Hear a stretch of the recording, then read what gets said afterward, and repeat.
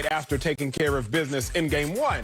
Now, LA's title of defending champ should carry a lot of weight, but not according to Charles Barkley, who says, quote, "This notion they can just show up and they're going to win, nobody's afraid of them," close quote.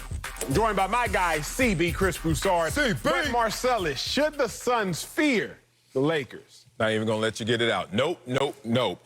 There's nothing to fear but fear itself. We already know the old school adage right there. Wileyism. But let's talk about the Lakers in terms of a team that comes in as the defending champs.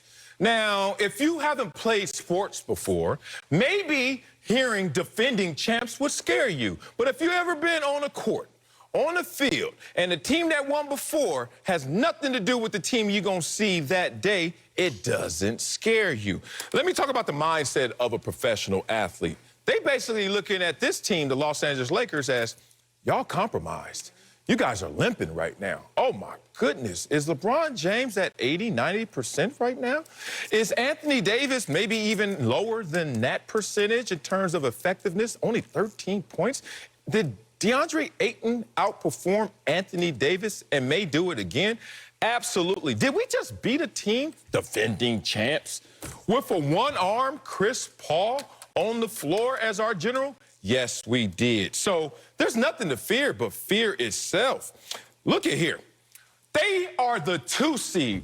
I'll be damned if I'm scared of the 7 seed. I don't give a damn what they defended. On top of that, we already beat y'all. So what is there to fear in this moment right now? Oh, y'all gonna wake up from the dead. Oh, you guys really want to play now. Oh, you were just jogging, now you're gonna run. Well, run top speed, big dog. Who's to say we have hit our top speed just yet? So if I'm a Phoenix Sun right now, especially with Chris Paul coming back from the stinger, he'll be fine. Oh, nothing to fear but fear itself. I like that take. I give you some snaps, but I disagree with the take. CB, I'm going to go somewhere that hopefully you can agree with. And Sel, I'm going to speak your language, too, while we here. Money? The Suns absolutely should fear the Lakers because fear is dependent upon unknown damage that somebody can inflict or something can inflict. One might be afraid of heights, not because of the height itself, but because what happens if you fall from said height.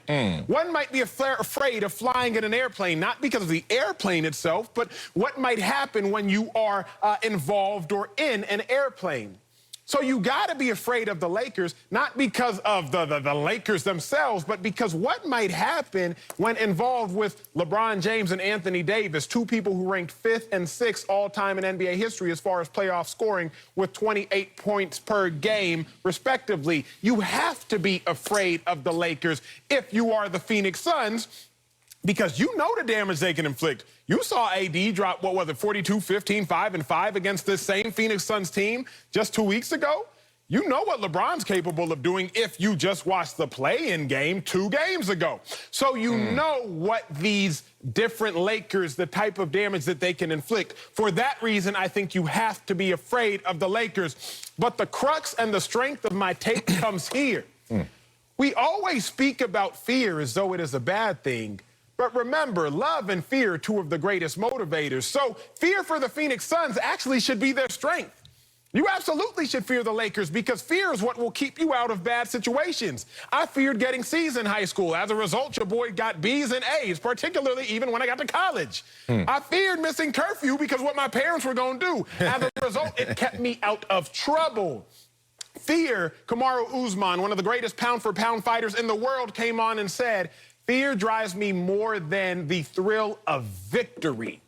And as a result, he hasn't lost a fight since 2015. So fear is indeed one of the biggest motivators. And CB, I'm going to talk to your language because I know you a religious man, a man of faith. What Proverbs say, CB? The fear of the Lord is the beginning of knowledge. My dog Marcellus Wiley and my dog Chris Broussard. And you know Proverbs, CB, it's written by the wisest man to have ever lived if you believe said things. So with that being said, the Suns should absolutely fear the Lakers, but I'm not going to speak on fear as though it's a bad thing. You rallied there at the end, Acho. Your second half of your statement was fantastic. Because I'm typically with Marcellus on this. I don't like the word fear. Maybe it is semantics. You know, but I don't, and you brought up the proverb, the fear of the Lord is the beginning of wisdom. The fear of the Lord, clearly he's superior, okay? Yes. So I fear him because he's superior. Yes. But I shouldn't fear another team or another man because they're not superior. And so I hear what you said. Obviously, fear motivates you. We've heard all types of fighters and players say, you know, you have fear when you step on the court. But I rather the word respect. You have to respect the Lakers as the defending champions and obviously the great things some of their individual players have done. And you have to know that LeBron James, as great as you feel after game one, you have to understand that game one for LeBron was a feel-out game. It was like if you in the boxing match with Floyd Mayweather and you feel like you landed the most punches in round one. Well, understand, Floyd was just feeling you out. All right, it's about to get worse for you. And LeBron, go back last year, lost game one to Portland. Talk People about thinking, the Blazers are going to sweep. Yes, sir. The Lakers win the next four. Lost game one to Houston.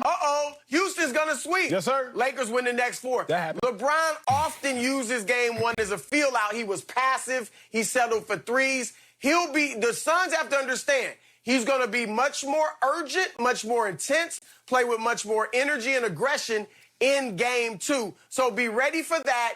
And then AD. You right, Marcellus. I mean, DeAndre Ayton outplayed him in game one, and AD has been getting dogged for the last 2 days. He's been getting roasted. And you guys know what happens when a man gets tired of being roasted and dogged. You mentioned it earlier.